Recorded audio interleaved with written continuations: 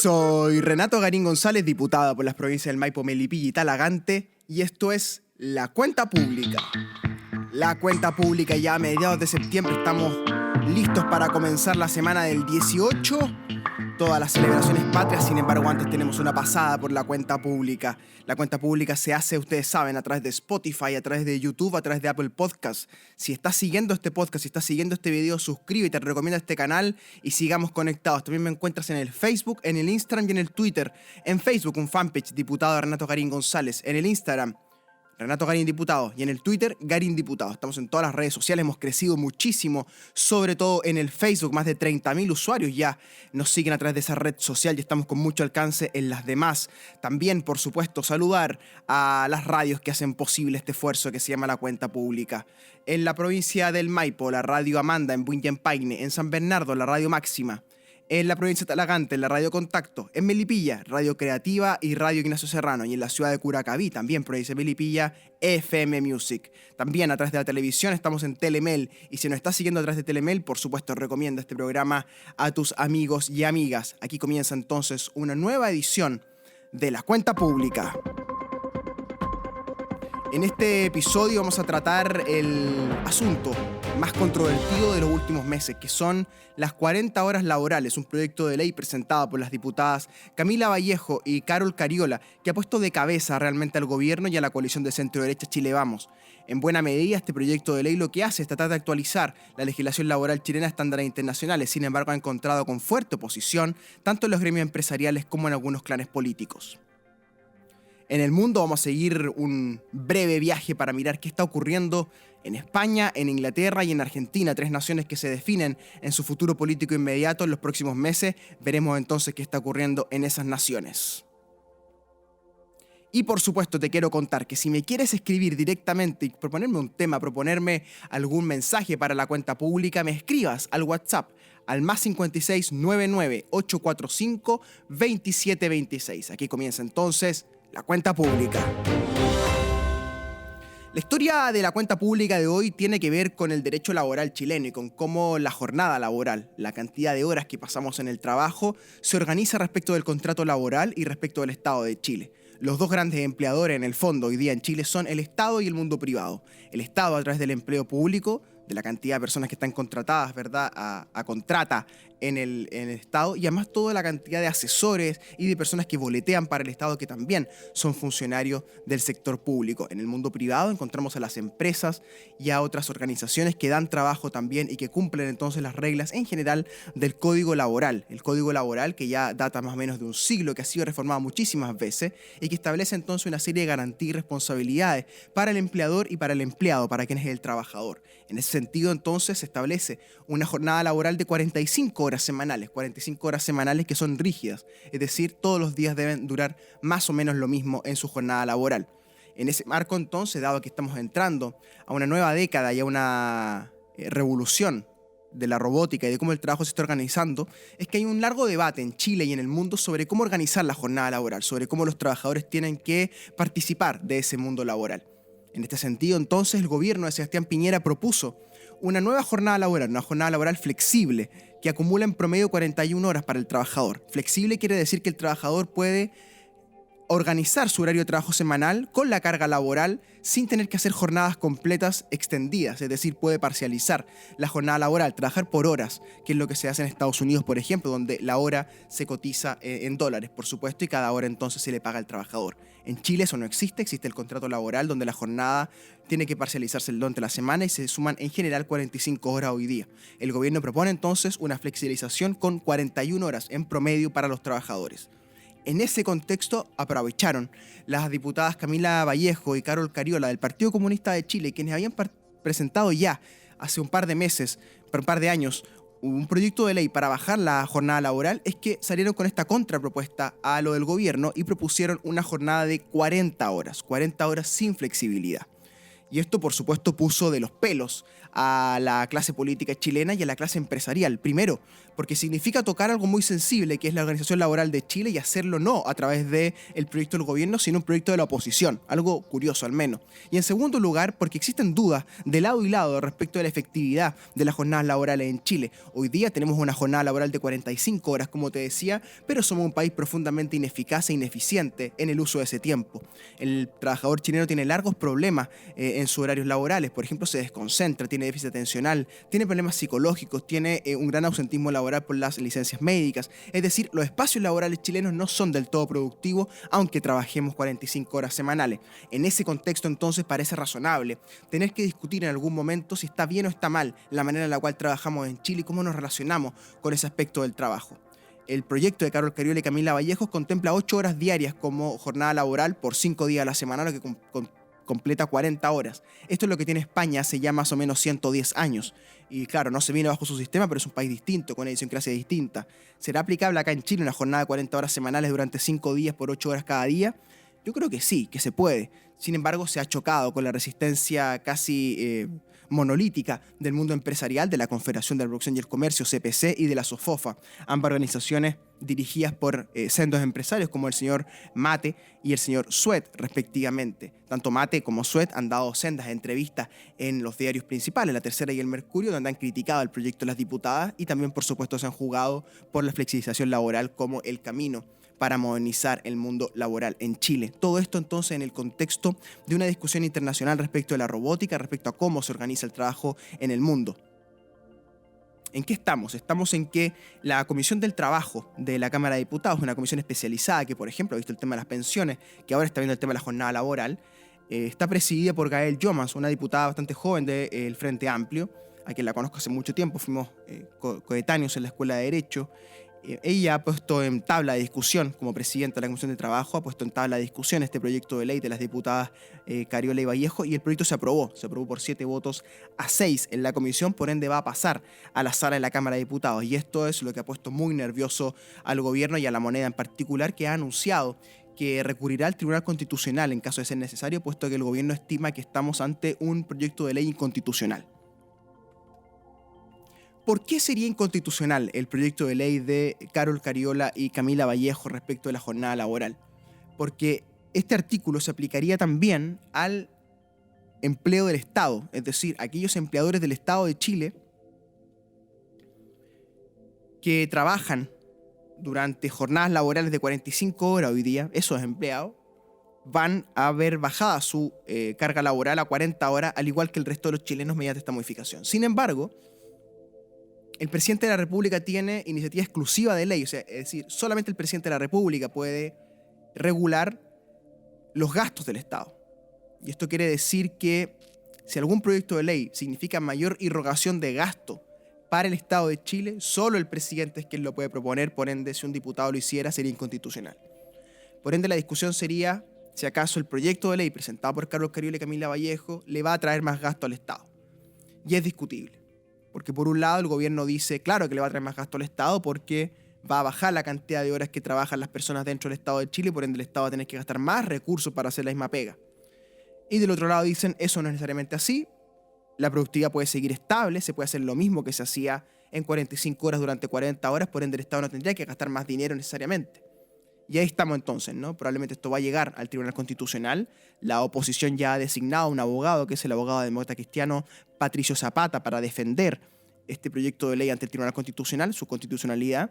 Y en ese contexto entonces debería llegar a la sala de la Cámara de Diputados durante el próximo mes de octubre. En este sentido, mi voto va a ser favorable a la jornada laboral de las 40 horas, aunque considero relevante que esta discusión sea profunda y sea bien hecha. Una discusión respecto a las condiciones laborales en Chile, porque las condiciones laborales en Chile no solo se tratan de cuánto tiempo pasamos trabajando, sino también y fundamentalmente de si la gente encuentra un desarrollo dentro del trabajo. Hay un autor muy interesante, un coreano llamado Byung-Chul Han, que escribe un ensayo bastante influyente que se llama La Era del Cansancio, ¿no? La Sociedad del Cansancio, que es un libro editado por Herden en español, donde él habla, ¿no?, de cómo esa vieja dialéctica hegeliano-marxista, ¿no?, entre el explotador y el explotado, ¿no?, el empleador y el empleado, hoy día se ha ido transformando a que dentro de la cabeza de cada persona es su empleador y su empleado al mismo tiempo, su explotador y su explotado al mismo tiempo. Por ende, el autocansancio, ¿no? La autoexigencia, el autorrendimiento es lo que hoy día marcan las sociedades contemporáneas, donde los individuos trabajadores son más bien precarizados en sus derechos y se ven enfrentados entonces a sí mismos como control y como empleador en el mundo laboral. Esto está muy presente, por ejemplo, en compañías como Uber, en los delivery, ¿verdad? Y en otra serie de servicios que se prestan hoy día, donde las personas se autoexplotan en el fondo y prestan servicio o venden bienes, ¿verdad? Y se van llevando a sí mismas hasta un punto de colapso. Los colapsos psíquicos en Chile están a la orden del día. Tenemos cifras de salud mental altísimas, donde tenemos cifras de depresión, de ansiedad, de cansancio crónico, ¿verdad? Todo vinculado a una mala relación con lo laboral y también con lo familiar. Los dos espacios en Chile que han estado en crisis en las últimas décadas, el espacio laboral y el espacio familiar. Estas dos dimensiones de la vida, entonces, tienen que ser discutidas con mayor profundidad y teniendo en cuenta el marco internacional. En el mundo, los países desarrollados están trabajando cada vez menos, pero producen más de lo que producimos nosotros. Por ende, la pregunta también es, ¿cómo hacemos para que los chilenos produzcamos más hora a hora, día a día en nuestra pega? Es un tema muy clave ese, ¿no? ¿Cómo hacemos para producir más durante nuestra estadía en el trabajo, ¿no? Ese rato que estamos trabajando, ese tiempo que le dedicamos al trabajo, ¿cómo hacemos que sea más productivo? ¿Cómo hacemos que sea más gratificante respecto del trabajador y también que sea más eficiente respecto del sistema completo que llevamos todos a cuesta, ¿verdad? En este sentido, para que cunda la pega, para que cunda el trabajo, lo que necesitamos es comprender muy bien lo que le ocurre al trabajador y por qué no trabaja al nivel de que uno esperaría de los rendimientos internacionales, ¿no? Y hay que meterse, por supuesto, en las lógicas laborales actuales chilenas, en cómo se organizan las empresas, en cómo se trata el día a día dentro de una empresa, ¿no? A veces es complejo llegar a empresas chilenas, oficinas chilenas y ver que no hay climas laborales, ¿no? Que durante los días no se logra ver algo concreto, sino que es más bien una burocracia privada que se va instalando en las empresas. Y para qué decir en el Estado de Chile, ¿verdad? Que es un enorme elefante que le cuesta muchísimo moverse y solucionar los problemas y que, por supuesto, requiere de una reforma integral al Estado y cómo está organizado el Estado.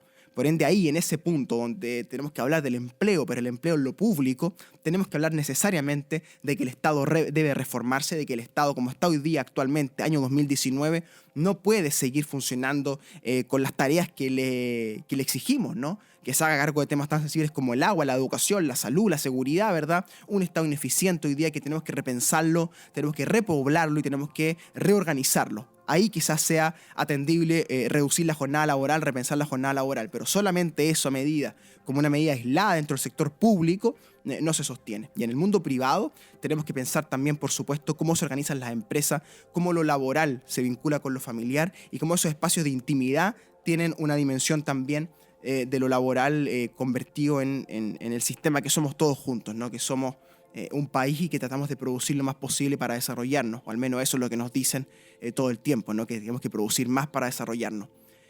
Todo este contexto, entonces, toda esta discusión va a llegar a la sala de la Cámara de Diputados como un gran cajón lleno de documentos, como un gran cajón lleno de argumentos, para ver si aprobamos o no la jornada laboral de los 40 horas semanales que está proponiendo la diputada Camila Vallejo y la diputada Carol Cariola.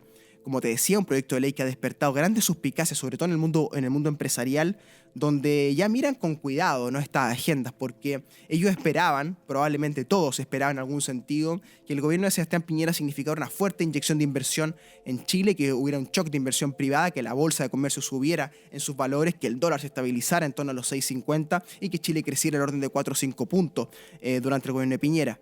Dada la guerra comercial de Trump con China, dada la mala gestión del gobierno, dada la incertidumbre económica que hay en todo el continente, esto no ha sido así. La bolsa de comercio está 500 puntos abajo de cuando Michelle Bachelet dejó el gobierno, el desempleo ha subido, el dólar se ha disparado casi a 730 pesos. Por ende, todos los indicadores que le importan al gran empresariado se han visto alterados de mala manera para ellos, ¿no? Salvo los exportadores que han ganado con el dólar, todos los demás han perdido con estos 18 meses de gestión del gobierno. En ese punto, entonces, cuando ellos ven que la jornada laboral también puede ser afectada durante este gobierno en teoría de derecha, se ponen nerviosos. Y se ponen aún más nerviosos cuando ven que la táctica, la estrategia de Vallejo y Cariola ha logrado penetrar, cruzar el Rubicón, ¿verdad?, de la izquierda y la derecha, del clivaje político tradicional de los últimos 30 años, ya han logrado sumar a parlamentarios y a figuras de la centroderecha, especialmente en Renovación Nacional, donde han logrado sumar al diputado Gonzalo Fuenzalía, por ejemplo, donde han sido portada del diario La Segunda junto a la intendenta Carla Rubilar.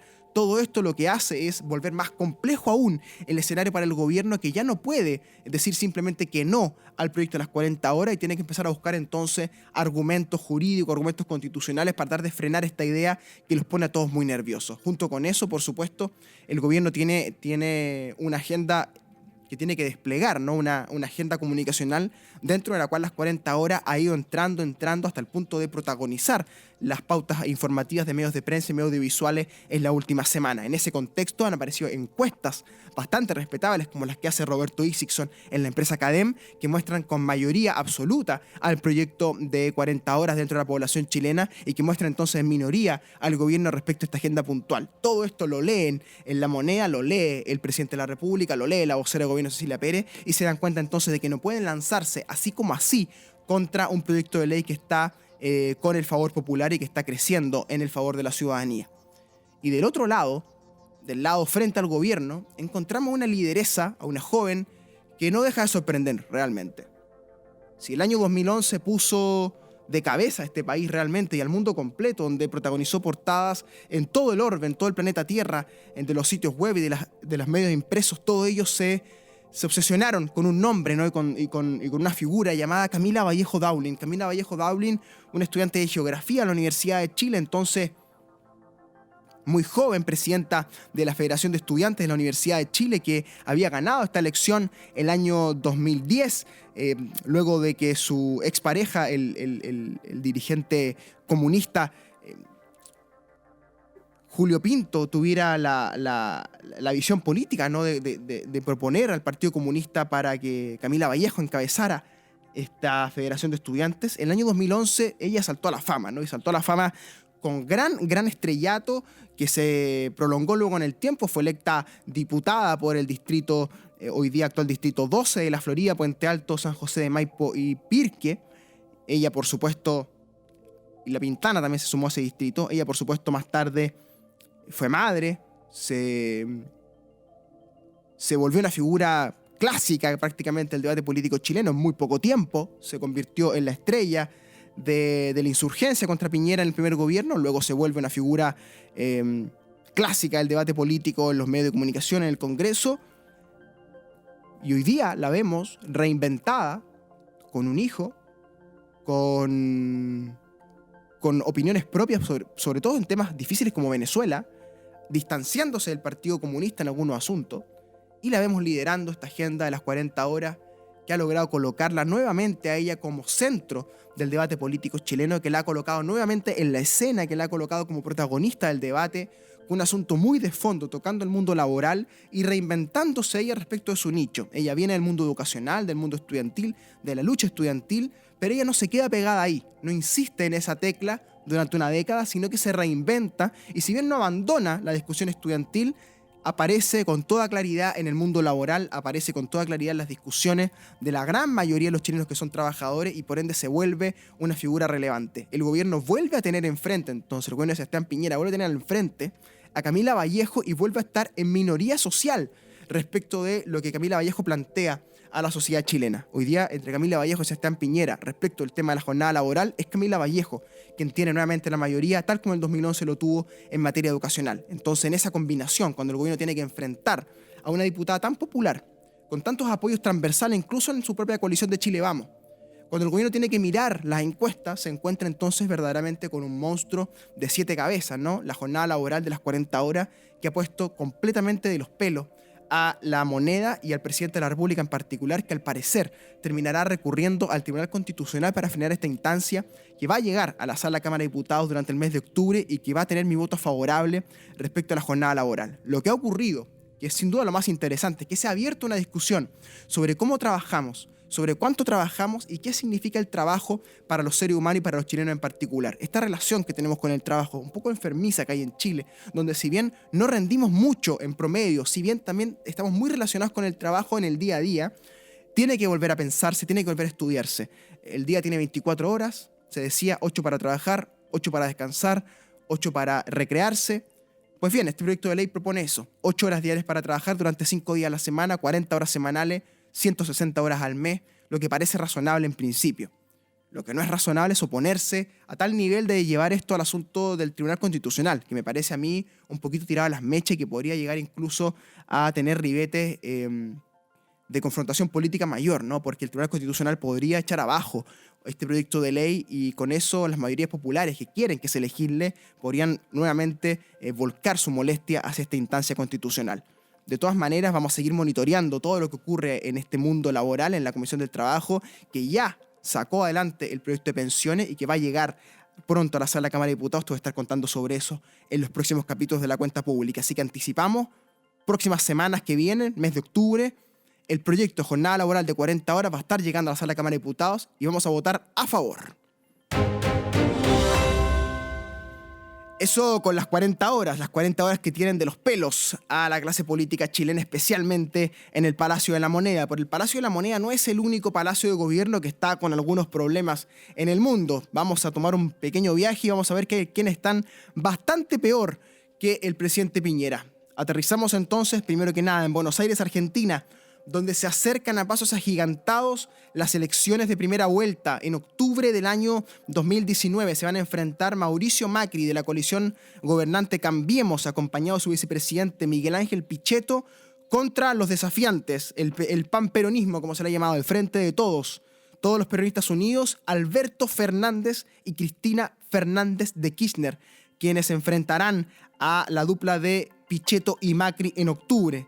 Las encuestas ya hablan de mayoría absoluta para los Fernández, es decir, un regreso del peronismo-kirchnerismo a la Casa Rosada a partir de diciembre. Y en este contexto, a la espera de que los Kirchner a través de Fernández vuelvan al gobierno, se ha desplomado el dólar. El dólar ha tocado puntas de 60 pesos por dólar, lo que significa realmente una alza insólita para Mauricio Macri, quien asumió con el dólar a 15. Hoy día está 4 veces ese precio, está 4 veces el costo de la vida, está 4 veces la crisis económica en Argentina multiplicada en este gobierno de Mauricio Macri, que va a entregar con niveles de inflación históricos. Se espera que en los últimos meses de este año toquen niveles incluso de 5 o 6% mensual, lo que va a sumar más de un 50, un 60% de inflación durante el año 2019, todo un récord para esta administración de Mauricio Macri. El riesgo país de Argentina, ese riesgo, ese número que se le establece a los bonos que emiten los países, en Argentina ya ha tocado los 2.000 puntos. Los 2.000 puntos que significan algo así como 20 puntos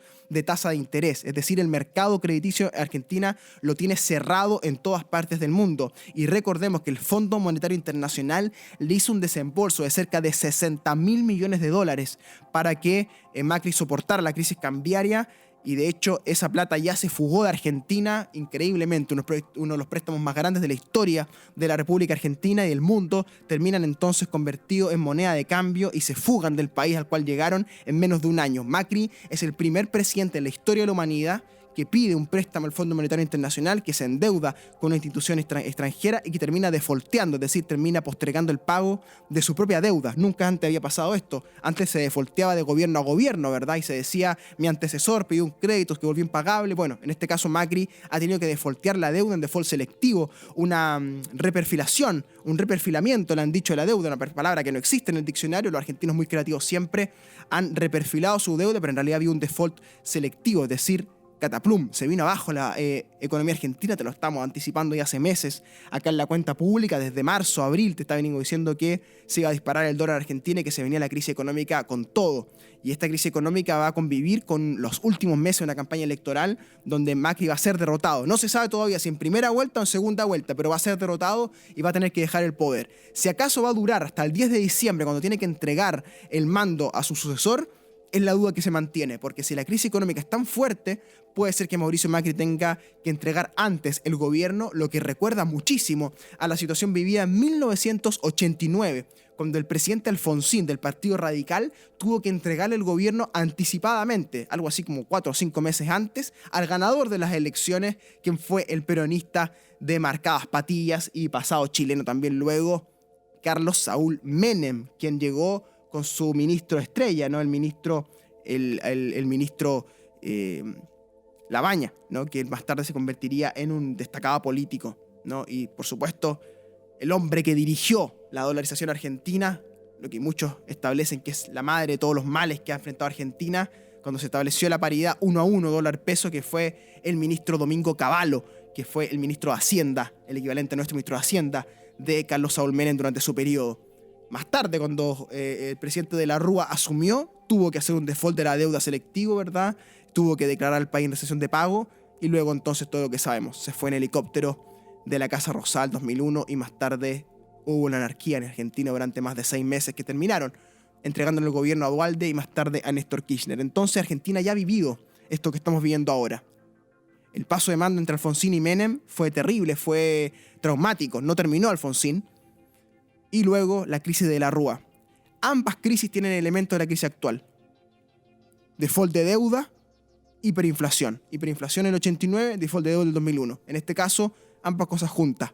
Una deuda impagable y una hiperinflación que afecta a la población. Un dólar disparado a 60 y vamos a ver a cuánto va a tocar cuando Alberto Fernández gane el gobierno. ¿Qué vendrá a partir de diciembre? Pues bien, solo Cristina y Alberto lo saben.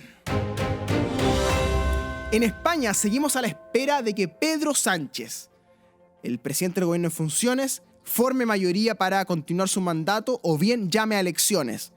Esto se define en las próximas semanas, de aquí a la primera semana de octubre. Vamos a ver si acaso Podemos, la coalición española de izquierdas dirigida por Pablo Iglesias, logra o no hacer alianza con Pedro Sánchez para construir mayoría en el Parlamento español. Si eso ocurre, habrá gobierno de un periodo completo para Pedro Sánchez con algunos ministros, veremos, de Podemos. Y si no se logra acuerdo, habrá elecciones a finales de este año en España, repetición de elecciones a 5 bandos. 3 partidos de derecha, Ciudadanos, Partido Popular y Vox, 2 partidos de izquierda, Podemos y el Partido Socialista Obrero Español. Estaremos a la espera incluso de una posible sexta fuerza que está ahí en veremos, si acaso Íñigo Errejón, el ex militante de Podemos, se animará o no a competir por la Secretaría General del Gobierno de España. Vamos a ver entonces si acaso son 5 o 6 las fuerzas que llegan a la elección en España y si acaso Sánchez logra formar gobierno en la capital del reino. Finalmente, en el otro reino, cruzando el charco, ¿verdad? Cruzando el estrecho de agua por ahí, llegamos a Londres y ahí está Boris Johnson, este curioso personaje que ha ganado tanta fama en las últimas semanas, ¿no? El primer ministro de Inglaterra, quien tiene en sus manos el Brexit, y el Brexit está hoy día en un punto muerto. La tercera semana de octubre tiene que haber una solución porque es el último plazo que establecieron las autoridades, pero no hay acuerdo todavía. Y al no haber acuerdo estaba la opción clara de un Brexit duro, es decir, de que Inglaterra se fuera golpeando la puerta, que Johnson abriera la puerta, la cerrara y se fuera. Pero el Parlamento, anticipándose a esto, le dio mayoría a una ley que impide un Brexit duro y que establece por ley del Reino de Inglaterra, del Reino Unido, entonces la necesidad de que haya una ley para salir del Brexit, por ende un acuerdo con la Unión Europea. Johnson se confió pensando que tenía mayoría en el Congreso, pero se le dio vuelta a algunos diputados, uno en específico al final que se le fue al Partido Liberal, y con eso entonces volvió a quedar en minoría el premier inglés, el líder del Brexit, tal como le pasó a Theresa May hace un par de semanas atrás, ¿verdad? Cuando tuvo que entregar el gobierno. Y al igual que Theresa May, Johnson queda entonces ante un laberinto. El laberinto de que no hay acuerdo con Europa y el laberinto de que dentro de Inglaterra tampoco se quiere un Brexit duro sin acuerdo. Por ende, el asunto solo parece que va a empeorar de aquí a las primeras semanas de octubre, donde tiene que haber una salida para bien o para mal. Si acaso es buena la salida, lo veremos. Si acaso es mala la salida, es lo más probable. Pero que tiene que ocurrir algo, tiene que ocurrir algo. Johnson llegó al gobierno con la única misión de cerrar el asunto del Brexit, de llevarse los premios, los elogios, ¿verdad?, por cerrar el Brexit, pero también los costos, ¿no?, de qué significa salirse de un pacto internacional. ¿Lo logrará? Está por verse. El camino que tiene Johnson, al igual que el que tiene Sánchez en España, es llamar a elecciones a fin de año o a principios del año próximo y enfrentarse a la oposición liderada por Jeremy Corbyn y por los liberales. Si eso ocurre, probablemente Johnson tenga mayoría. Si no ocurre, veremos que este puzzle, este laberinto llamado Brexit, seguirá incrementándose. Quiero saludar entonces, por supuesto, antes de despedirnos de este episodio de La Cuenta Pública, a la Radio Amanda, por supuesto en Buñempaine, a la Radio Máxima en San Bernardo, a la Radio Contacto en la provincia de Talagante, a la Radio FM Music en Curacaví, a la Radio Serrano en Melipilla y a la Radio Creativa en todo Melipilla, por supuesto, y a Telemel, el canal de televisión de nuestra ciudad. Pueden seguirme en redes sociales, en Facebook, en Twitter, en Instagram. Y si estás viendo este programa por YouTube, suscríbete, por supuesto. Y el podcast queda disponible para siempre, junto con nuestro especial de la independencia de Chile, que te invito, pero especialmente a que lo escuches durante estas fiestas patrias. 4 capítulos, 2 horas completas, con toda la historia de Chile, todos los personajes, los Carrera, los O'Higgins, los Rodríguez, San Martín, Bolívar, toda la historia de nuestra independencia. Sígueme, por supuesto, en Spotify, en Apple Podcast, está todo el material ahí reunido para que lo puedas disfrutar. Si estás en Spotify, si estás en Apple Podcast, recomienda este podcast también a tus amigos que son usuarios de la aplicación. Un gran abrazo a todas mis vecinas y vecinos. Nos reencontramos como siempre con La Cuenta Pública.